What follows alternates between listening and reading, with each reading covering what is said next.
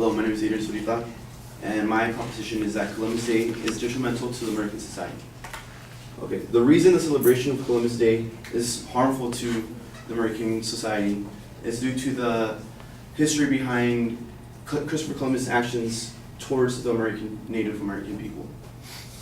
In grade school, we were taught that Christopher Columbus is a heroic figure that went out and overcame endeavors and obstacles, but we never really find out what he did to accomplish these goals.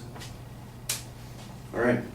So basically, Columbus Day does not really elaborate on the true intentions that Columbus had in his travels. He, as we already know and we learned from grade school, is that he went to different countries to find a sponsor to find again another route to go to India, and of course the only people that accepted this proposition from him was Spain, and the proposition was only accepted due to the fact that he needed to bring wealth to the country, and in return he was going to get wealth for himself. Okay, so basically he was self-motivated to get himself rich, other than as opposed to what we're taught that he was doing this for some heroic endeavor. As quoted in Howard Zinn's A People's History of the United States, he gathered the crew, to his ship, to his voyage, and basically promised a person to spot land wealth.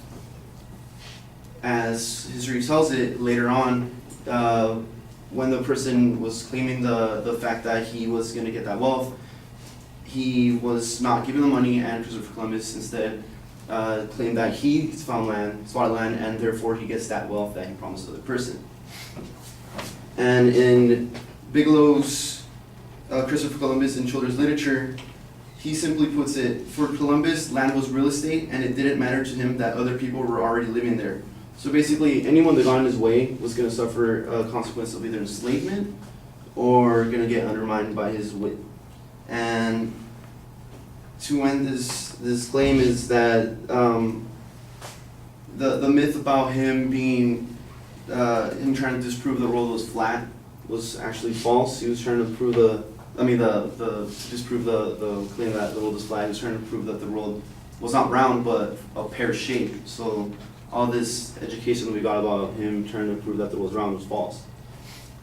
Okay, so knowing that Columbus had his motives to become wealthy, he basically executed this by any means necessary.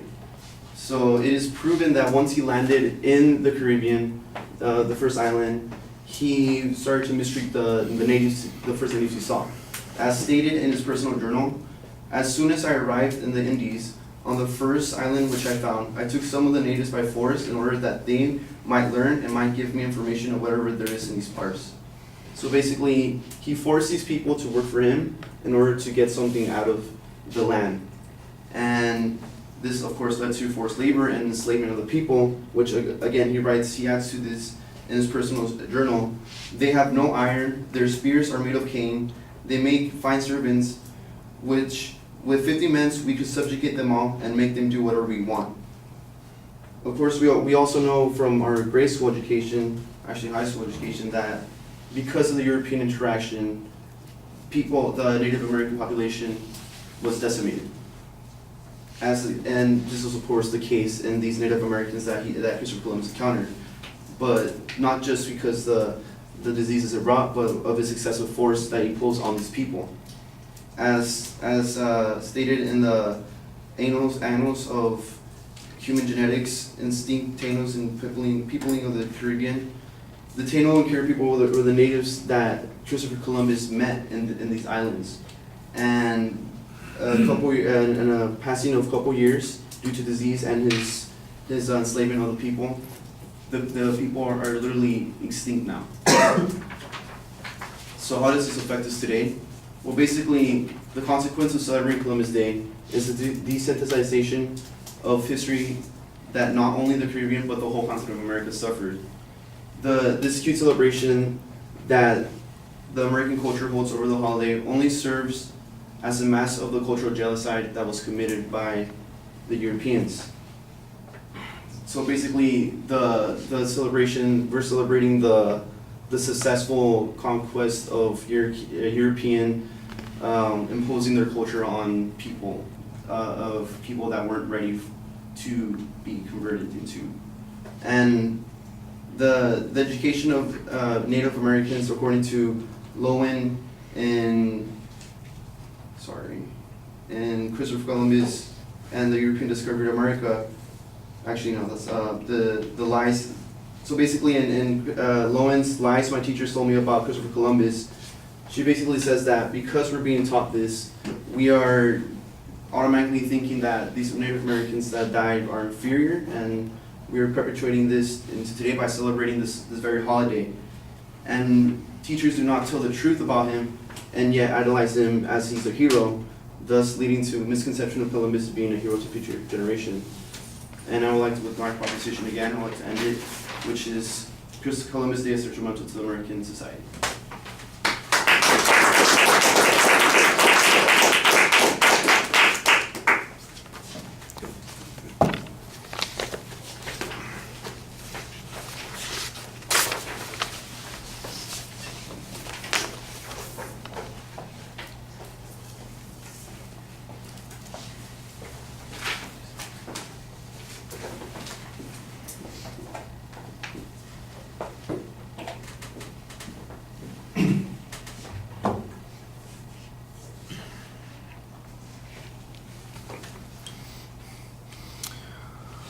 All right, Adrian, the proposition is clearly identified, and the way you've written it, it's stated as a claim of fact, so I think that that's pretty effective. However, some of the secondary issues that you get into are value-based problems, and so that's a little bit difficult to sustain the factual claim that you're making. There's not really a preview of what the supporting material is going to be, and you kind of dive right into some of the controversies, but it seems like it's randomized. We get a dispute about what his motivations were, whether or not he cheated his crew, whether or not he mistreated natives, whether or not there is an inequity between the power status issues that are going on here. The impact on the population, although we don't get a timeline on that, I think that would have been helpful in making that argument when you're talking about the peoples in those island areas that were decimated. I think that would have been helpful to make that particular point.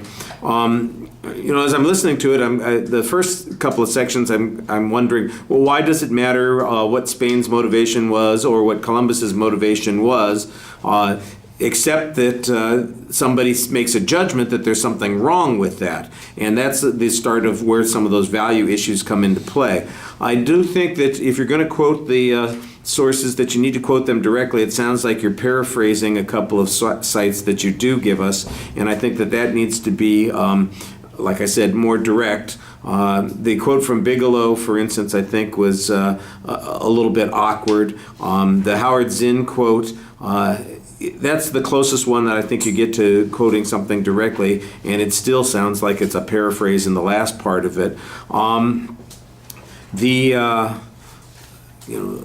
Like you said, it's a celebration of the decimation of the native peoples. I think you've got the other part of the argument correct. It's a celebration of the European conquest of the New World. Whether or not it's a celebration of the genocide that accompanied that, I think that's where there's the issue. That's where there's some controversy. Are they inherently connected to each other? That's the argument that you need to be making, and as a consequence, there's some kind of, like I said, overhanging guilt in doing this. I do think that you're trying to approach it from a factual-based thing, but what's the harm in celebrating the accomplishment and condemning the consequences of some of those accomplishments? You need to be arguing that we can't do both, that they are mutually exclusive, and therefore the celebration of one has a consequence to the others. And I think that needed to be developed a little bit more. The biggest problem I had, like I said, was organizational stuff. I think that it wanders around on the subject too much, and it needs to be a little more focused. All right, thank you.